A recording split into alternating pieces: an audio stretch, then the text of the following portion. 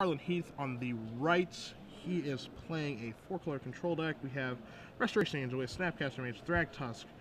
We've got some spice we're going to get to in a second. For Azorius Charms, a couple counter spells in Syncopate and Dissipate, Think Twice, 2 Sphinx's Revelation, 2 Supreme Verdict. His numbers are a little all over the place, but the singletons in his deck are definitely interesting. 1 Rewind, which is starting to become a bit of a staple in the format, due to Adam Prozac's blue-white flash deck.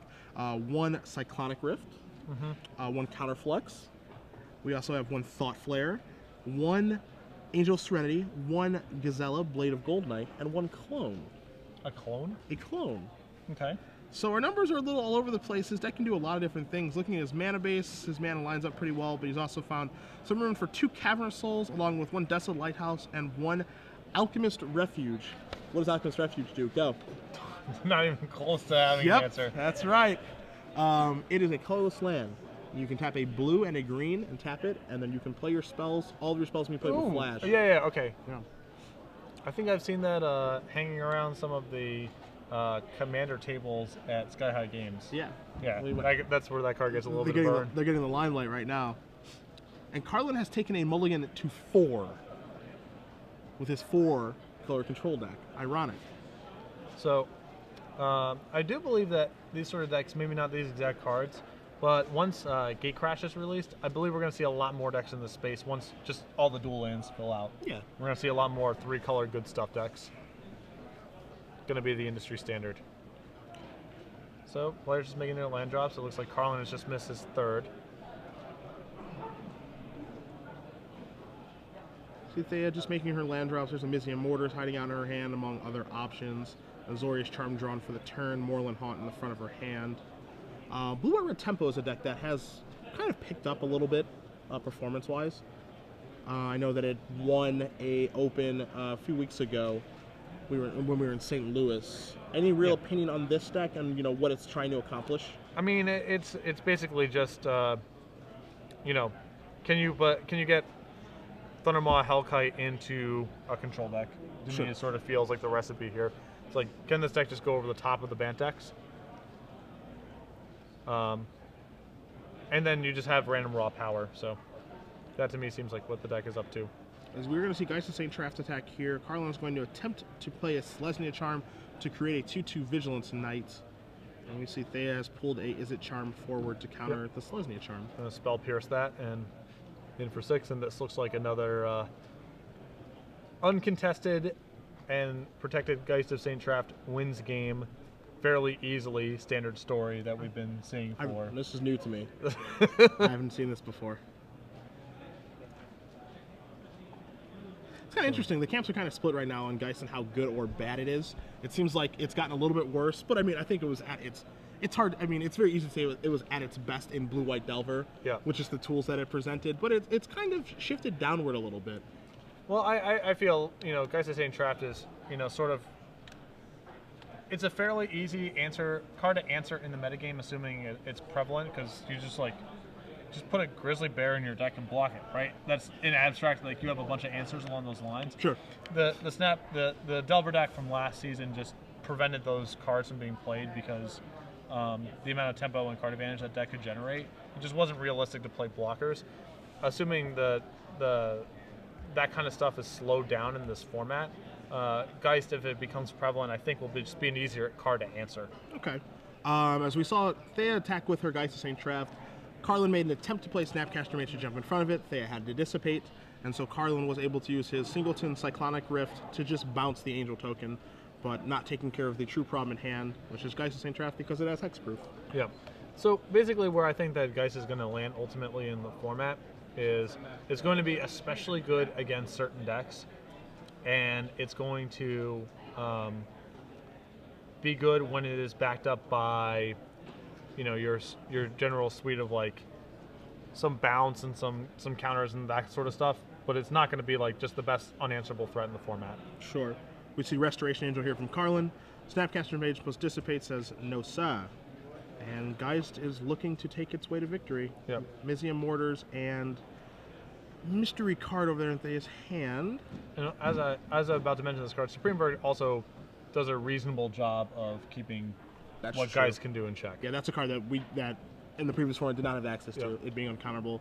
laughing at Mana Leak, but that's also a card that's gone now. Yeah. Supreme Verdict taking care of the Geist and the Snapcaster Mage, but there is a Moorland Haunt there for Thea. Churning out spirits now, looking to get the last couple of points of damage through.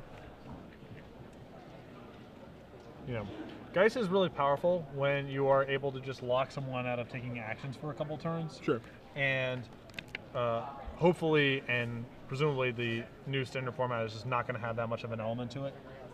You know, Mana Leak and Vapor Snag and Snapcaster Mage do a lot to compound how good Geist of St. Traft is. Turns it into a powerful card even in matchups where it would not be particularly good in the abstract. Sure. We see a lethal Searing Spear there from Thea off the top. In a game that she was already pretty far ahead. Yeah, the mold of 4 pretty hard to lose when you're playing on the same axis, basically. These decks roughly are, you know. Yeah, basically doing the same thing. I have Carlin's deck list in front of me, and options in his sideboard. He has access to another clone, which he could bring in to try to deal with the Geist of St. Traft, so that's a reasonable option, especially because that's the card that he lost to that game. That might be at the forefront of his mind instead of the I actually lost to a Mulligan 4. 3 locks on Smiters, assuming that they have some amount of counter magic could come in. 3 Thundermaw Hellkites, I'm not entirely sure those are going to come in here. 2 Negates I wouldn't be surprised to see.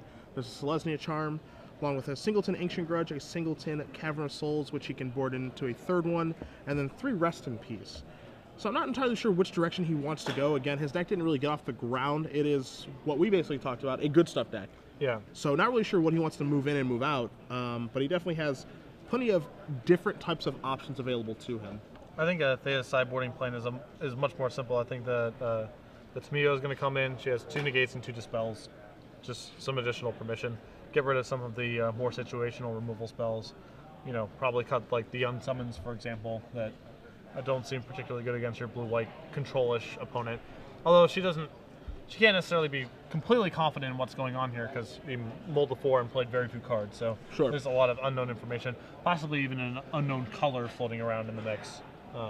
But yeah, I think you just sort of tighten up your permission suite and cut some of your extraneous or situational removal.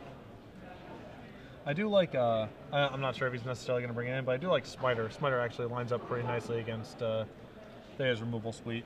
Yeah. Yep. Smiter's a nice card. I know she has some Searing Spears. She probably has like some Azorius Charms or something in her deck. I mean, her creature base is also Geist, Snapcaster, Restoration Angel, so 4/4 just lines up pretty nice there. Bonk, winning the fight quite a bit. Smiter, interesting card actually. That was a card that, you know, it's funny with how this game has progressed. You know, if Laxton Smiter gets spoiled or what have you, we see it, and we see a 3-mana 4/4 uncounterable, and if they make you discard, it comes into play, and just like, whatever. Yeah. Okay, like where's the good cards in the set? Whereas like before, you know, I remember when like Anured Brushhopper was spoiled from Judgment. You're like, oh well, are you kidding? You can make this card. What is wrong? Who works at Wizards of the Coast that made this okay? Well, you know, my sort of theory on Smiter is like, if Wizards is doing their job correctly, at least in you know, Modern and Legacy might be different animals because those formats kind of just are what they are. Sure. If Wizards is doing their job well, it's like that text box actually shouldn't matter a ton, right? Sure. Like there shouldn't be a million counter spells and a million like Mind Rots floating around in the top tier decks, right? So it's more of a fringe card in that respect, and then it's still a targetable, terrorable, whatever, not terrible, terrorable threat. So Smiter's certainly good and it's going to get its day in the sun, but it's not, you know, Magic's just in a different place than it was 10 years ago. Yeah, it is. It definitely is. You know, when I was testing Green White Humans with that card, I was actually quite impressed by it. You know, it's not like broken or anything, and you know, it's good efficient creature. It being uncounterable with Blue White Flash being a popular deck, big deal. And then there's not really much discard. Liliana of the Veil's not really hanging around, but if someone does have that, it's one heck of a way to punish them. I don't feel like, and this is an important thing I think about like cards that are going to be powerful. It's like you never lose to Loxodon Smiter, and you're like, what am I supposed to do about this card? It's like, it's actually pretty obvious what you're supposed to do about this card. It's like, put a couple kill spells in your deck, maybe play a 4/5, whatever. I mean, it's not rocket science to figure out what's going on, as opposed to like Snapcaster, Mana Leak, you know, Ponder style decks where it's like, if you're losing to those decks over and over again, it's actually not clear for a lot of players, like where you're even supposed to go to find answers. Or whatever, you know what's the best angle of attack for like this? Like, what's the best strategy? What's the best angle of attack against Cobblade? Is it Like, how good are kill spells? Because they have creatures. Don't do anything. Well, they have some equipment. How good are shatters? Don't do anything. like all the cards that you intuitively think would do something actually are terrible. Yeah. If Loxodon Spider's in decks, I'm pretty sure even a lot of not particularly good players can come up with reasonable solutions that actually work. Sure. What happens if I put Murder in my deck? Yeah, it's dead now. Yeah. The game moves on from here. You know what I mean? It's taken care of. We can go on to the next phase of the game now, right? Which is nice. Yeah, that was always one of the big problems with Call Blade. I have removal. Well, they have 4 Squadron Hawks. That's stupid. That's I have a kill spell and a shatter in my hand. What happens? You lose. You lose. Yeah, you lose. You're dead. His name is Jace the Mind Sculptor. Yeah. And he resolves. Yeah, your deck's about to get flipped over in your graveyard. Your shatter and your kill spell is gonna become your deck soon. Yeah. That's what's gonna happen. All right, both players keeping 7. And Carlin's gonna lead off with a Hollow Fountain. And Thea's gonna start with an island, and we are going to be underway here. I do think this is another. Watching these games is another like. I think that aggressive decks are going to get better with the next set as well, just because I think people's early instincts are going to be to go way overboard on the Ravnica dual lands, and just every free shock means a lot. So I have a lot of hope that we see a think twice here out of Carlin. I have a lot of hope that we're going to see some stomping ground and Sacred Foundry fueled beatdown decks take some action early on as people have these like 12 and 16 Rav dual land control decks when the set comes out. And by no means are those free rolls to play. The Ravnica dual lands, as good as they are. I mean, the 2 life is relevant. Yes. Actually, a little surprised there that Carlin wouldn't play his Temple card on tap. It doesn't seem like a matchup where his life total would be under too much duress. And it seems like flashing back your Think Twice is something you want to have the option to do right away. Yeah, just start churning through your deck as best you can. Yeah. So we're going to see something here at the onset from Thea, it looks like. Yep. We're going to see Azorius Charm. Cycle and Azorius Charm. Also, when you play your Temple card and tap like that, the cat's kind of out of the bag that you have some sort of 2-mana counter spell. Because, you have action available in your graveyard that you don't want access to, so that must mean that you have action in your hand. So now, Thea could probably correctly deduce that Syncopate, negate something in that space is in his hand as well. Yeah, I'm not going to cast Geist into this mana. Right. Whereas it looks like she's going to now. Okay. It looks like we're going to see a Dissipate here. And here's a Dispel. Which is a huge beating. Yep. So, it does look like Carlin has a Selesnya Charm in his hand. But is asking for a lot to go right for that to... Thea's hand... Thea's deck has a lot of answers to an instant speed knight, so... But I think we're going to give it the old college try. Another dice off the top for Thea, so even if everything does go wrong this turn... Let's see the Angel token in play. We're going to see a Snapcaster Mage. Okay. I have to assume that Selesnya Charm is not in our hand now. He also tapped his Temple card. Yeah, I guess it must have been a different gold card I saw. So Thea is considering, Syncopate, or what do I want to do here? So Syncopate for 3, and we're going to see a negate. So unless she has another Dissipate, which she does, it doesn't look like she does. Snapcaster Mage is going to be able to get in front. Yeah, I'm not a huge fan of the Syncopate there. I think that if you have a 2-mana counterspell that you can use to fight over the Snapcaster Mage, it's fine because even if he fires back, then you get to resolve your next Geist of St. Traft. Basically now not being able to land the Geist this turn means that she has to commit mana to her main phase next turn to get into play, and it's just more likely Carlin can find an answer in the extra turn that you've given. Sure. So if I didn't have something that cost 2 mana to fight over that Snapcaster Mage, I probably would have just let the trade happen and played another Geist. Okay. So we did see Carlin's draw step for his last turn was a Supreme Verdict. We're going to see another Geist of St. Traft here from Thea. I really like the way that she puts her spells on the stack. It's like, drop it behind my lands, and if it resolves, now move it forward. Yeah. Stylistically, I'm a big fan. Normally, I just cast my spells right into the graveyard. I just directly in the graveyard. I expect them to be countered. I just throw them at my opponent. Yeah. Can't counter that. We're No, gonna see- sir. Yeah. Bonk. You see a Loxodon Smiter. Look at Honest Dave over here. Handful of counter spells, can't do anything. Sweet. All right, that's unsummon. fine. Get that weak stuff out of here. Yeah, you get one turn. All right, Smiter back. Looks like we're gonna get a nice little hit here. I think that Smiter's actually. Geist. I think Thea's hand is just 2 other counters. Okay. So that Smiter's gonna do some work.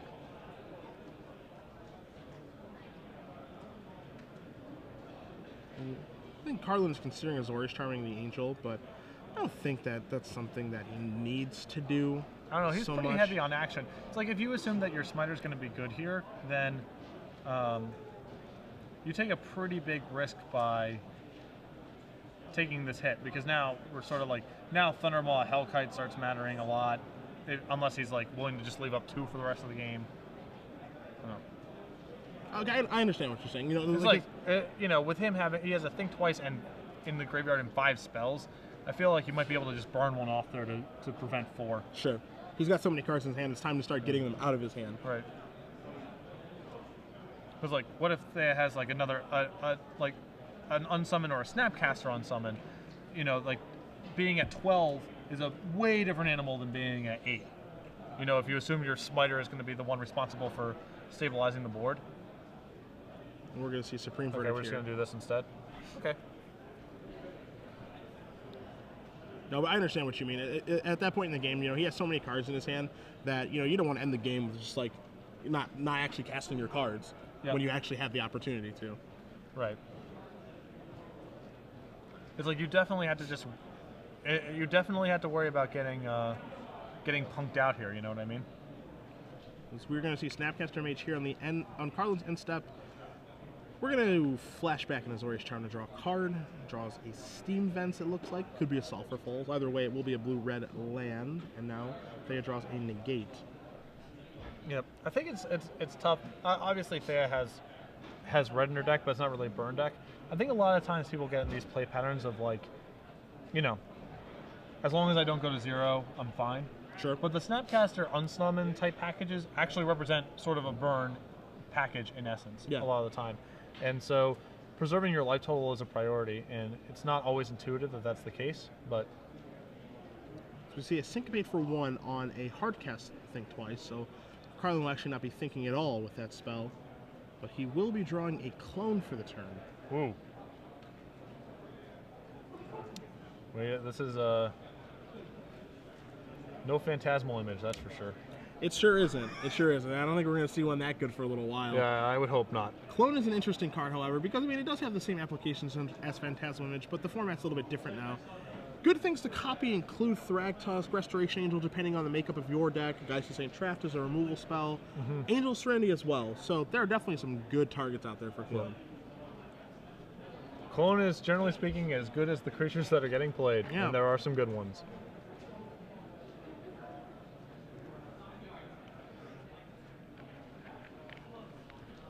Let's see.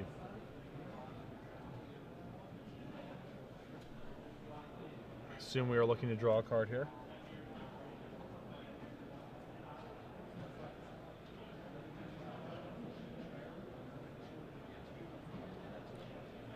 Thea's hand is a Negate and a Moorland Haunt, it looks like.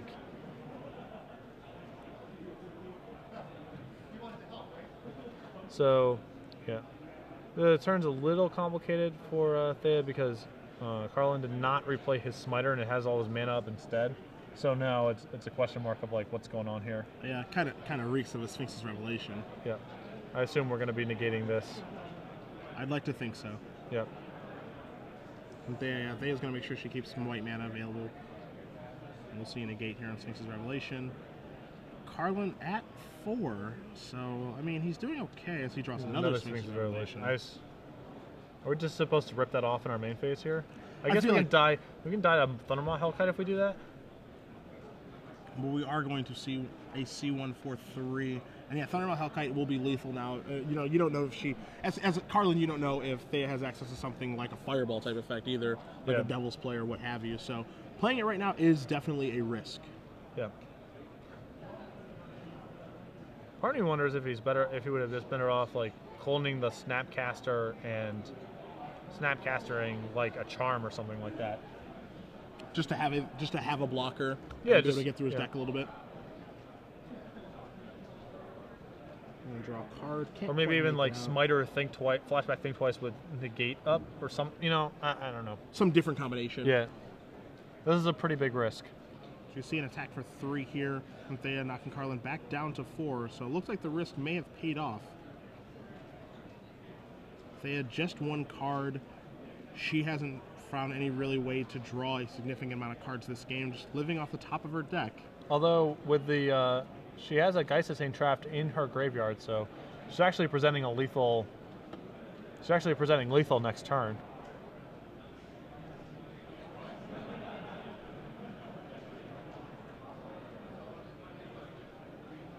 All right, we're going to Supreme Verdict.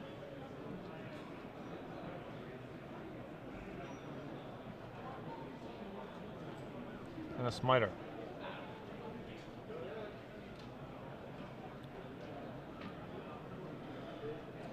Make a token with Moreland Haunt here, and we have a lot of draws if there's a Searing Spear still in our deck. Thundermaw Hellkite. I saw a red one. That's a That mountain. was a mountain. Ugh. But yeah, Carlin's still not out of the woods. I mean, she's got. Oh, that was a snap. That's a Snapcaster Mage. Yep. Snapcaster's pretty insane. Yeah, Snapcaster is definitely a good last card to have. I think I would have played my land there just because of Syncopate being in these decks. Sure. Not really bluffing anything. Carlin's not really in a position to play around much, so he's just going to cast his cards. And there isn't a card in the format like a Compulsive Research or anything like that, you know, you would use to discard the land. Yeah, it's like Desolate Lighthouse is the most likely candidate, and there are none to be found here. Okay.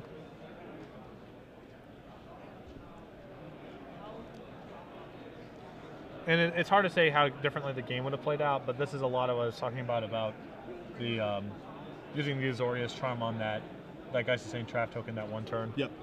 He would be at Carlin would be at a much healthier 7 life. Yeah, Carlin's edge on terms of cards is overwhelming, but he just might get punked out of the game. So we're going to see another Moreland Haunt token here.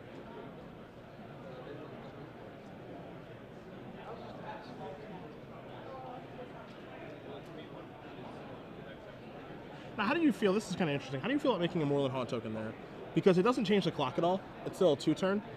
And so if Carlin does draw some sort of removal spell or a Supreme Verdict to clear up these tokens, then Thea's kind of out of ammo.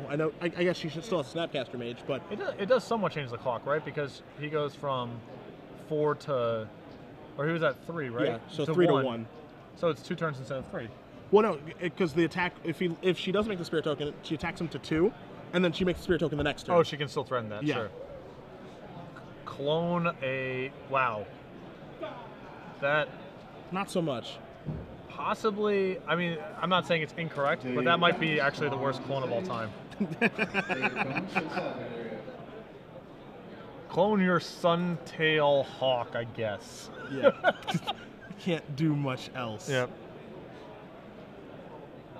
So we see a Restoration Angel drawn here for Thea. I think Thea's just going to go... She's got Snapcaster Negate and Snapcaster Syncopate. Yeah. So I think Thea's going to shrug her shoulders and just say attack. yeah, see what happens.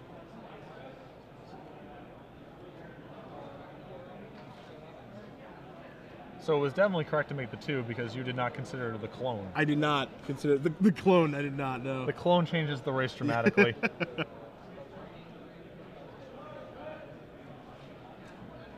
Looks like his hand's just another elephant and a couple syncopates. I don't think he can fight over the negate here. Doesn't look like it. And we are going to see, actually, she's just going to cast Dispel. Sure. Yeah. Yep, and there it is.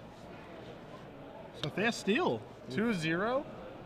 Just got ahead on the board, used some counters, and was able to sort of punk him out of the game, nickel and dime him with some Moreland Haunt tokens, and a story that we've seen before in previous standard formats. And likely to see again.